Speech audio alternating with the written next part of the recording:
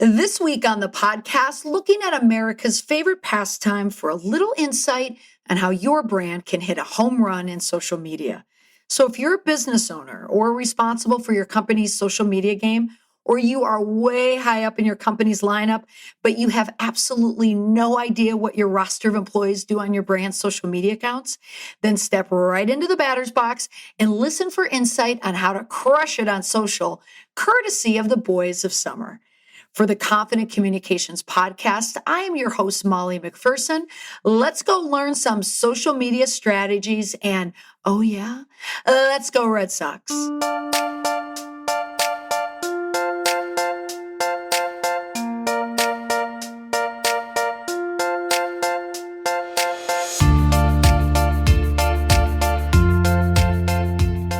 You can look to any major league sport or national sporting event to gain insight into how they use social media to market to fans. But baseball has to swing for the fences with their marketing efforts because of the sheer number of games and the length of the season, from sunny spring training in March to the cold October nights of the World Series. So on this episode of the podcast, we're going to cover all the bases on the top social media strategies your company or organization should be following to reach your fans. And if you consider yourself a minor leaguer in the social media game, listen for easy to follow ideas for knocking your company's social media presence out of the park.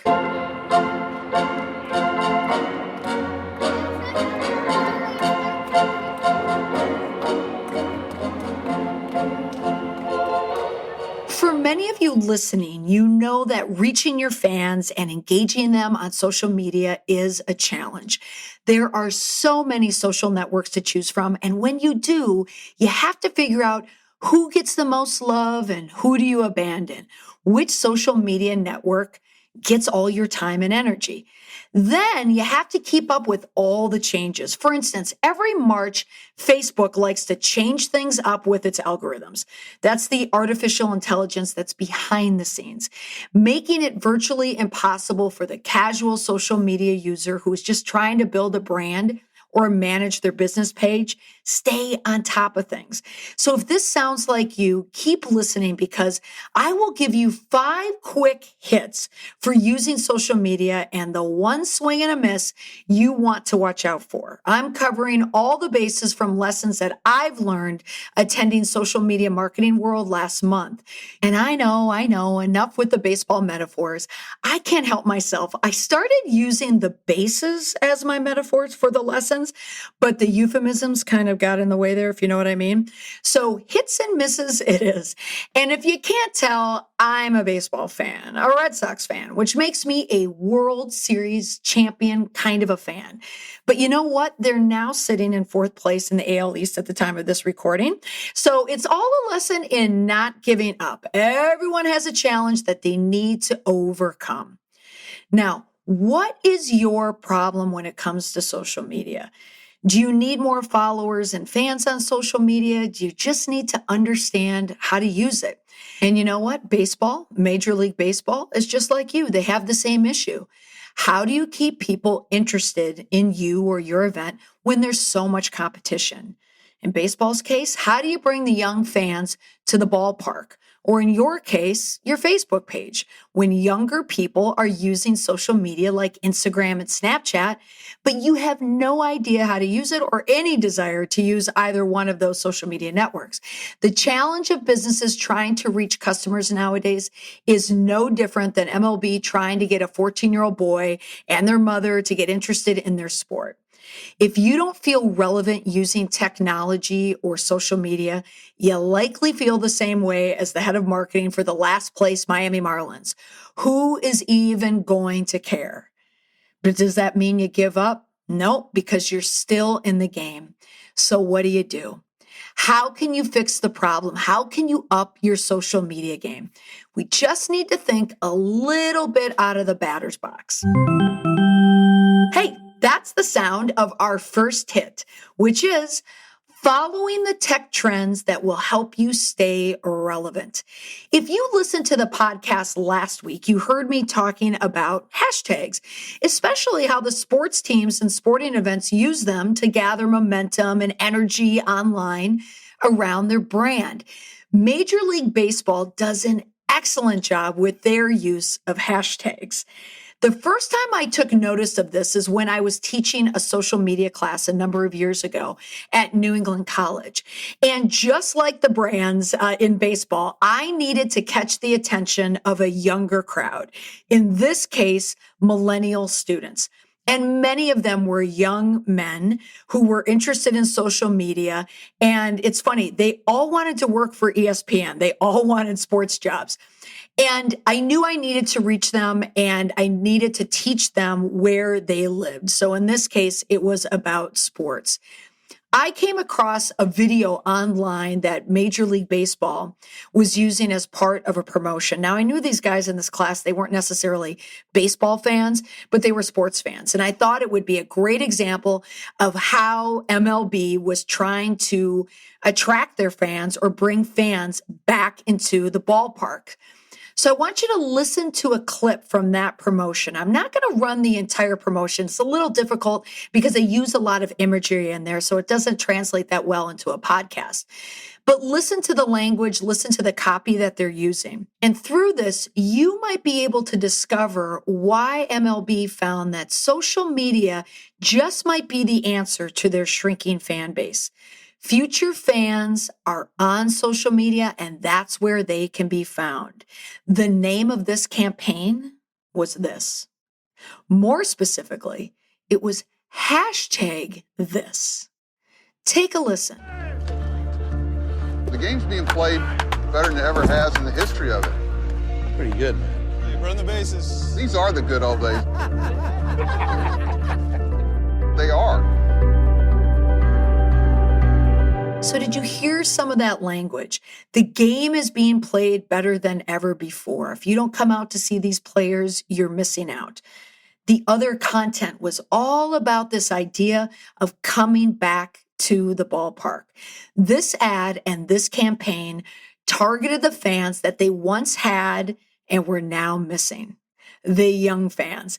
And the hashtag and the title says it all. I think that Major League Baseball learned something with this campaign. I don't know if it worked or not necessarily. I only saw it for 1 year, but they put a lot of marketing dollars into trying to reach people, the fans, where they are, and a hashtag was the exact thing that they needed to do to get that momentum moving. Now, if you follow any Major League Baseball team on social media, you're going to see the use of hashtags. They do an excellent job of evoking a feeling, a meaning, or a movement. For example, I listed in the show notes a link to all of the team Twitter hashtags in 2019. For example, the Boston Red Sox is hashtag Go Red Sox or hashtag Dirty Water. Arizona, hashtag Rattle On. The Minnesota Twins, hashtags MN Twins. That's not very exciting. St. Louis Cardinals, hashtag Time to Fly. Philadelphia, hashtag Ring the Bell. The Washington Nationals, hashtag One Pursuit. And if you look at the link, you'll see that each one of these hashtags comes with a branded emoji. So it's a branded hashtag, which I mentioned last week in the podcast, is that brands will pay money to have a special emoji attached to the hashtag. So these branded hashtags, they bring a little color and they bring a little fun to any of the tweets or posts that you use. They want the fans to use these hashtags. Now, are these 76-year-old fans using the hashtags? Maybe. But who's more comfortable using a hashtag? Probably someone that's a lot younger. And maybe you haven't reached them in the ballpark yet, but you're reaching them on their phones and you're going to get them excited about coming to the game. Our second hit, video. Video was the big takeaway from social media marketing world this year. Everyone talked about video. Video creates engagement. Video creates higher scores on social media. Facebook, for instance, they keep a score of everyone in every business that uses Facebook. Video has the highest score. In other words, they get the most runs. The more people that share that video, comment on that video, engage on that video, the higher the score of the account. Also, the more traction that that post is going to get. Video, it's sound, it's pictures. And if you don't have sound, you're going to have captions at the bottom of the video for people to still engage with that post. Look at any baseball related post in the feed, and most of them are video. People will stop their scroll to watch, even if they're not baseball fans. They might stop to look if they know that someone's going to hit like a bullet out of the park or it's going to be a grand slam. The algorithm wants to know, is this a good piece of content? Who will be interested in it? If it's a home run, anyone's going to be interested in it. And if people spend the time, they stop there and they watch, and the watch time increases as well, then that post is going to get priority distribution in the newsfeed. So Facebook, all the other social media networks, it's all about meaningful engagement. And the more meaningful engagement, or the most you're going to get, is through the use of video. So if you are using video, you want to encourage people to comment.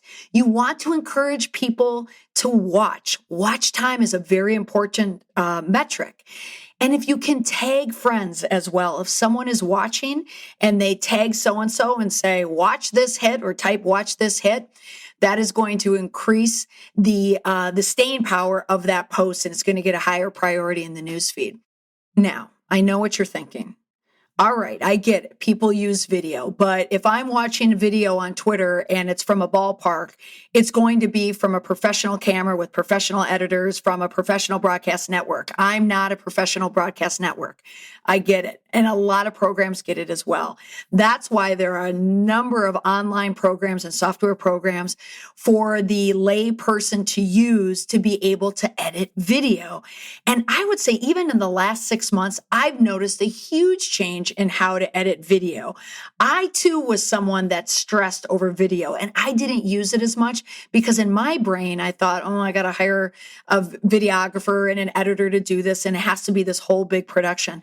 I think back to the money that I've just invested in a lot of the video that I just put on social media. Now, I don't want any videographers or editors out there to freak out. There's plenty of business for long form video.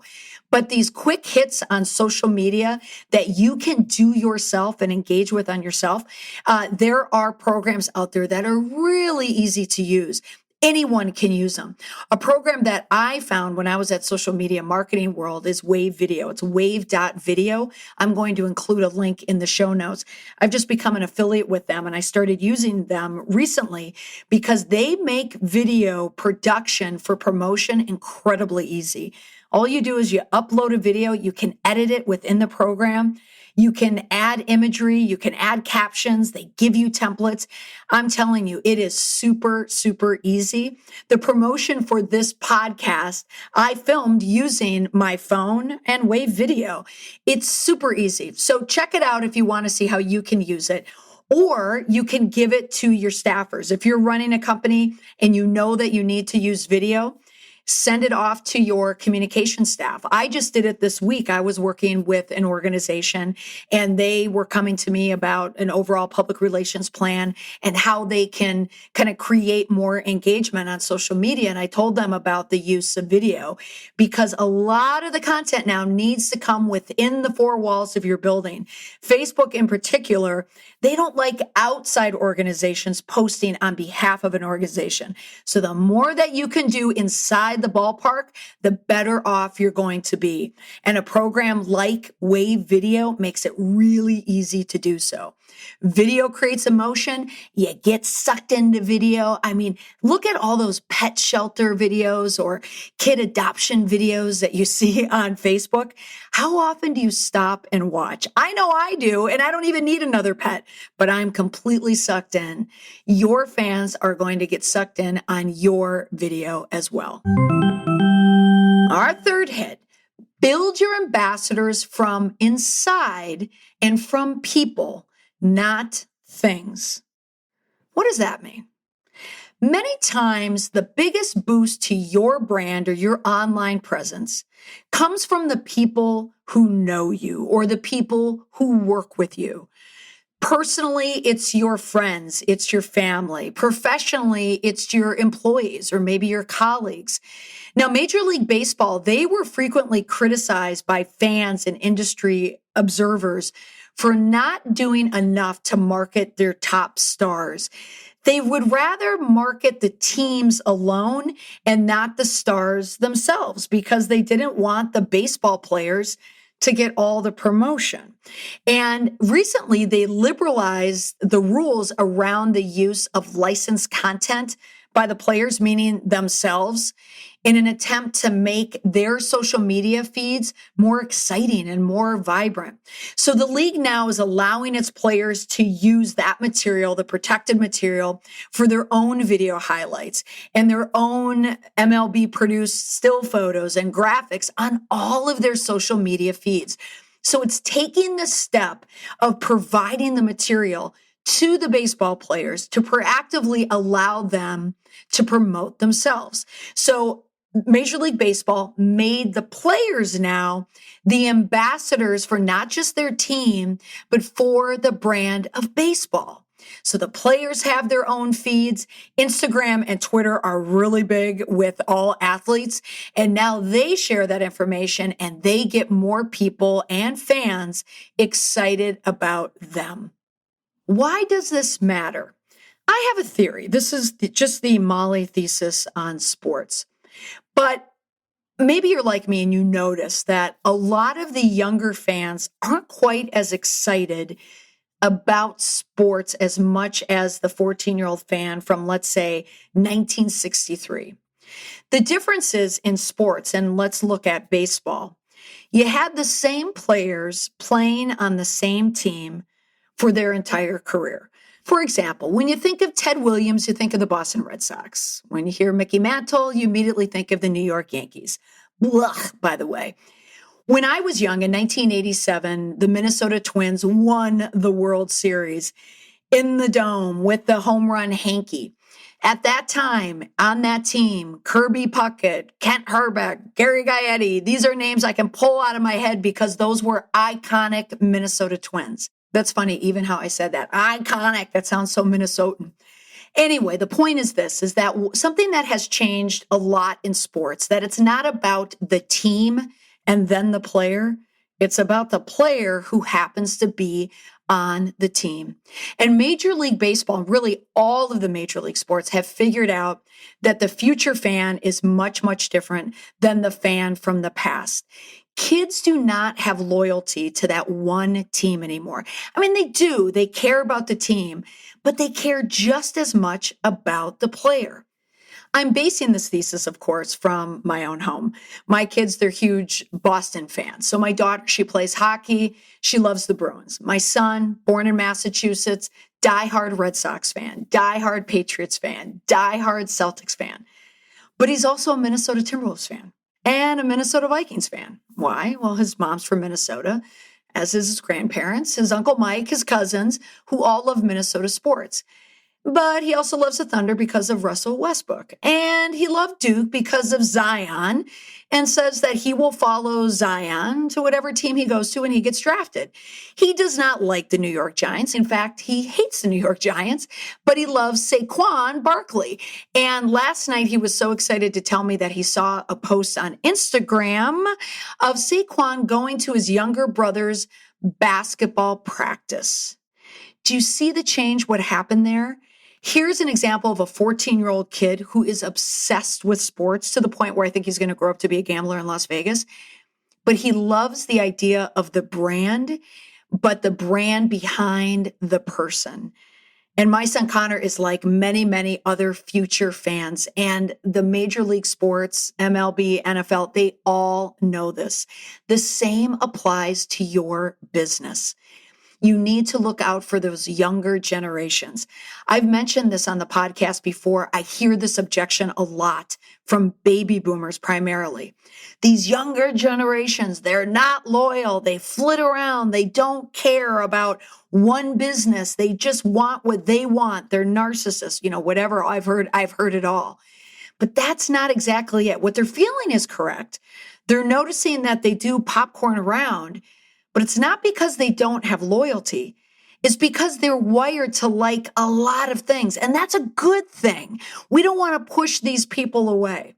So if you are running a business or you're responsible for your business's marketing campaign or social media, remember this, that the generations, their loyalty is there. One could argue it's even stronger.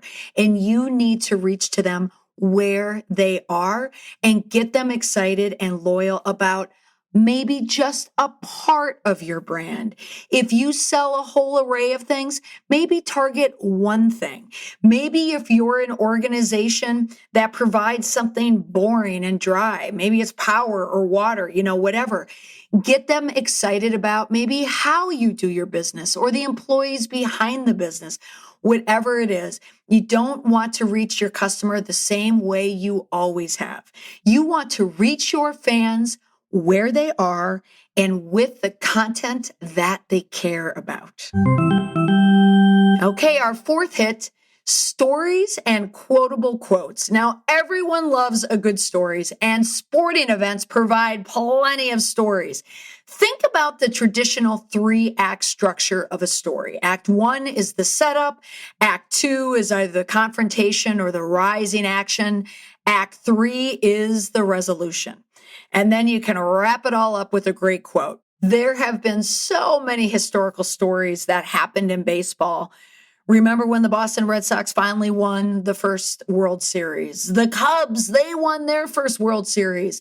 Let's go more recent. When the season started this year, one of the big stars in Major League Baseball was Bryce Harper, one of my favorite players. He left the Nationals, a team that he had played on from the very beginning after signing a $330 million contract with the Philadelphia Phillies. So he's going to ride out his career in Philadelphia. Now, Bryce Harper was coming back to Nats Park for the first time ever in a Philly uniform and where he wasn't wearing a Nats uniform. Earlier in the day, Bryce posted on Instagram to thank all the National fans with a post, hoping that perhaps that it would bring some goodwill to the fans. Maybe he was hoping that they would all cheer for him when he came up from that for that first bat. So Bryce Harper walks to the plate. Max Scherzer is pitching. What do you think happens? Take a listen.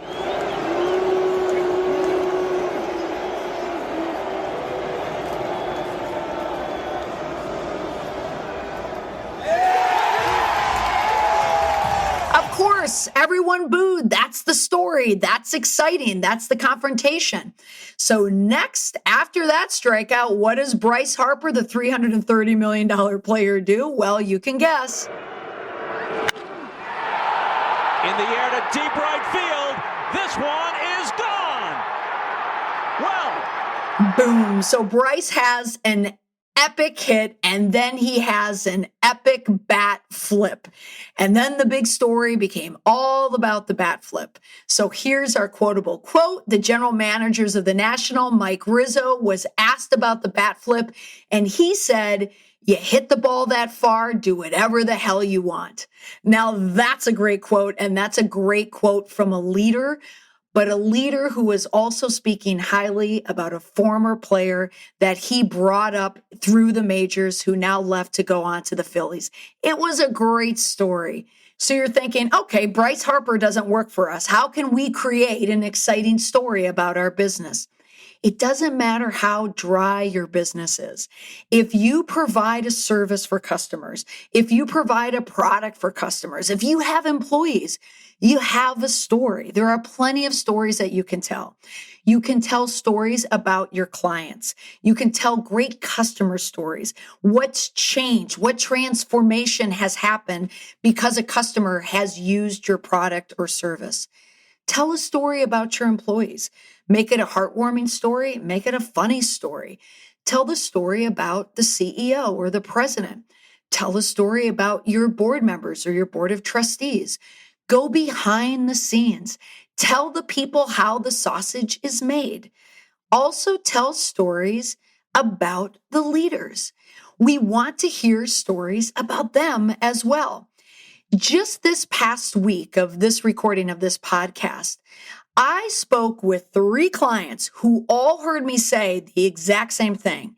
You must put your leader, in this case, it was either a CEO, a president, or the head of this organization, on camera, in front, talking to the customers. We don't want spokespeople anymore. We want direct from the source's mouth. We want the customer to see you. That is the future of business and branding and reputation management. Major League Baseball knows this. That's why you hear from the players. You're also going to hear from the general managers and the presidents and from the owners. That's why people and the fans know everyone that works for a team, because they're marketing as well. So remember, everyone loves a good story. And where can you find your stories? Right within the 4 walls of your business. And if you can't, just go ahead, throw in a great quote while you're at it. All right, and now it's our time for a swig and a miss. Employees going rogue on social media. This is the not so good part about social media and how it can affect a brand. And baseball is not immune to this at all. I've mentioned in the past in this podcast the importance of having a social media policy at your organization. Everyone in your company needs to know where it resides. So you want to put it on a shared drive or someplace where anyone will have immediate access to it. And this social media policy doesn't just speak to how your company uses social media in a front-facing manner to your customer. It also lays out the rules and the policy for how your employees use social media and what is expected of them. Major League Baseball, they had a bit of a Twitter problem as well, because there were a lot of old tweets coming back to haunt baseball players that had not so great tweets when they were younger. Sean Newcomb, the pitcher from the Atlanta Braves, Trey Turner, the shortstop for the Nats, sweet Trey Turner, the Milwaukee Brewers, Josh Hader, all of them got caught up in a Twitter crisis in the last few years, and all of their teams had to respond to it. It was kind of a big deal. So you want to make sure that your employees are not saying anything or doing anything or filming anything online that can impact your brand, because it will come back to hurt your brand, but it will also, hurt them. Curt Schilling, the former Red Sox, the Bloody Sock, Curt Schilling, remember him? He may have tweeted himself out of the Baseball Hall of Fame because of a lot of his, let's say, rather too conservative tweets where he may have crossed the line. John Lester, also another former Red Sox, he now pitches for the Cubs. When all of these tweets came out with the younger players on Twitter, he posted a note. Please spend the 5 minutes it takes to scrub your account of anything you wouldn't want plastered next to your face on the front page of a newspaper. Better yet, don't say stupid things in the first place. Too many young guys getting burned. Hashtag the more you know. And isn't that the truth? So here's a rule to remember about yourself and your employees. Tell your employees, take a few moments, go back into your social media, maybe when you were younger, before you had this job, and scrub anything that may reflect poorly on you and as a result on the business. Everyone should take the moment to do that, because a lot of people go through different phases in their lives. But when a name hits the news, or if there's a leader in the news or someone who's ahead of a brand, people will go to social media, and there are people that will take the time to go through all your social media accounts. So be sure to scrub it up.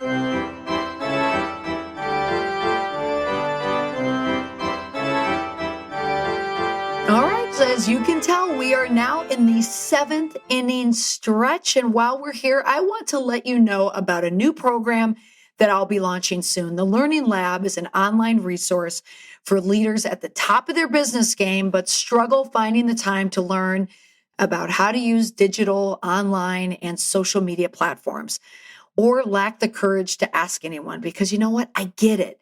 Sometimes it's a little embarrassing to have to ask people, maybe staffers junior to you, how to do something pretty basic. It's understandable. The Learning Lab is going to offer monthly online trainings to watch on your time and offer live webinars to help you understand all the relevant social media platforms and get you up to speed on how to effectively communicate in the 21st century.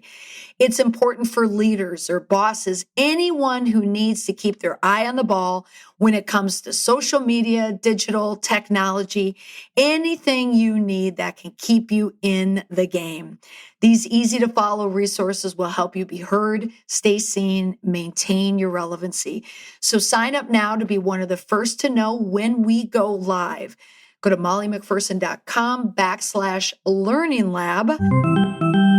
Okay, here we are. It's the bottom of the ninth, and we have our fifth hit, and it's a home run.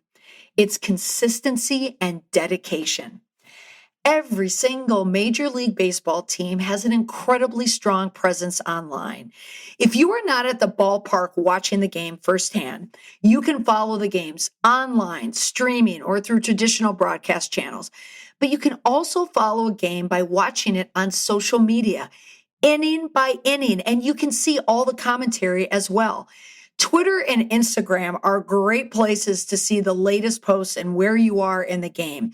And if you follow a game on Facebook, you may not get the play-by-play, but you'll likely have the opportunity to watch the entire game on MLB Live on Facebook. Business social media is in the same game. If your customer knows you spend time on a social media site, posting, speaking, replying, then they know that's where they can find you. And you don't need to be on all of them. You only need to use the ones that feel natural to you. If you are comfortable using live video, make sure you are consistent using live on the same platform. Whether it's Facebook Live or you're on Instagram, an IGTV person, people will schedule the time to look for your video and watch it. For example, Gary Vaynerchuk, he's a well-known social media influencer. He has books and incredibly successful channels and social media profiles. On his website, he will tell you exactly how you can stay in touch with him on which social media network and what he does on each. For example, on Instagram, he said it's his favorite place. Now that's interesting. I wouldn't guess that. But he puts quotes and stories and a chance to win the hashtag 60-second club. On YouTube is where he documents his life through hashtag DailyV, hashtag AskGaryV, and this is video. Facebook is his largest platform. That's where he has Vayner Nation to stay up to date on everything he does. Twitter, the most direct and personal way to reach him for one-to-one conversations. Do you see how that works? Now, he's a social media influencer who is across all the platforms. Again, you don't need to go across all of the platforms. For me, if I ever wanted to check in on a baseball game, I might look at an app like the MLB app. But I know if I go to Twitter and if I type in Red Sox, I'm going to get a tweet by tweet analysis of everything that's happening in the game. So if you run a business or are the face of your business, if you show up online, you'll gain the trust of your customers right off the bat. So remember, the home run in social media, it's consistency and dedication. You have to be consistent with your posts and you have to be dedicated to social media in general. You will not win at the social media marketing game if you do not play to win. Well, that's all for today's episode of the Confident Communications podcast. Thanks so much for listening. I hope these tips helped you understand the basics in social media marketing. And now you see really how easy it is, because I know who has the time, but you can make the time on the strategies that feel good to you, that you like and you feel comfortable with, or find the resources in your company or hire out the resources. You don't have to do it all, but you have to show up to be in the game. For more tips, you can subscribe to the podcast on Apple iTunes, Stitcher, or wherever you listen to podcasts. I want to help you become a modern age communicator in your industry and help you build a crisis-proof reputation for you and your business. Oh, and by the way, Let's go, Red Sox.